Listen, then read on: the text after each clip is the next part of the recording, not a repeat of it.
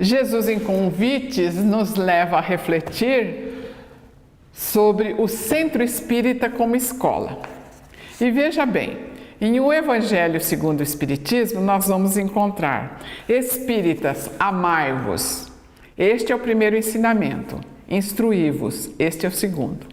Então, veja bem, na expressão lapidar do Espírito de Verdade, o amor é o primeiro mandamento, uma vez que sem ele tudo se torna frio, tudo se torna mecânico. Então, ele obedece a regras nas quais o envolvimento afetivo, o entusiasmo, as energias que vivificam, as atitudes e realizações são imprescindíveis.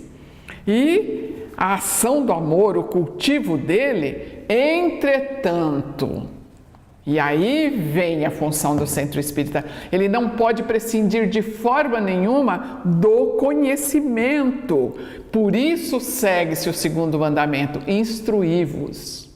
Por quê? O amor sem conhecimento, sem instrução, sem entendimento da necessidade e importância que ele tem, ele resvala, ele adentra às situações indébitas da paixão. Então, os grandes vultos da humanidade, destacando-se Jesus, deram provas de sua evolução justamente pela capacidade de amar, aliado a um amplo conhecimento que lhes davam posturas firmes, posturas consistentes, posturas exemplificadoras. Então, a instrução, o conhecimento, portanto, no atual estágio evolutivo nosso, é a primeira etapa de um processo tendente a despertar para que eu, tendo um ideal, eu comece por me amar. Essa é a primeira situação. A me respeitar, a me entender como um potencial que precisa ser trabalhado e, ao em se trabalhando, ter condições exatamente de exteriorizar, de oferecer esse melhor que porventura eu vá agregando em mim. Então é através da instrução, do conhecimento, que o homem se liberta, sim, do fanatismo, dos preconceitos, das crendices, da fé cega, da submissão hierárquica religiosa, do ritualismo.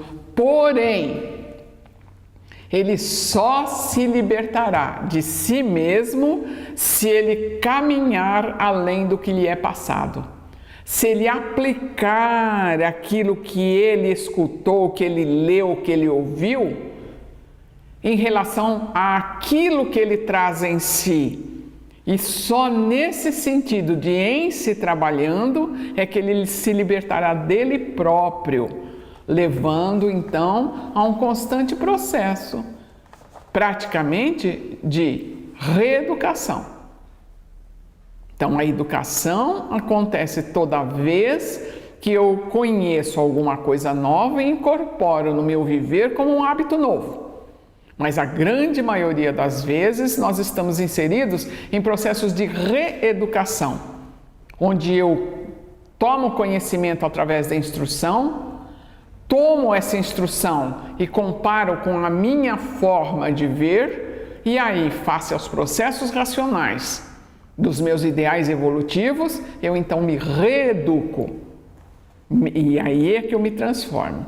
Então, dentre as inúmeras funções que caracterizam a casa espírita, a urgente necessidade que se destaca é de que ela faça, sim, às vezes de escola, que instrua, que passe o conhecimento, mas que ensine os seus frequentadores a usarem esse conhecimento no sentido de incorporar, de trazer para dentro do seu próprio eu, que se liberte das amarras, que se liberte das mágoas, das lembranças menores e que se torne, sim, um caminhante no sentido vertical da vida. Então, o Centro Espírita não pode deter-se só na instrução, oferecendo apenas o embasamento teórico dos postulados libertadores do Consolador. Ele precisa ir além, ensinando a necessidade de aplicação do conhecido, despertando exatamente para que se incorpore cada um em si hábitos novos, uma vez que é pela educação, muito mais do que pela instrução, que se transformará a humanidade, como consta em obras póstumas.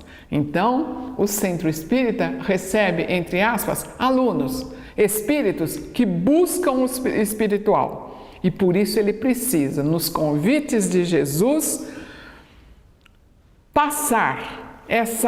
insistir mesmo, essa noção de que Jesus precisa ser vivido no íntimo de cada um de nós, na rua, na feira, no supermercado, no shopping, no cinema, no baile, onde quer que se esteja.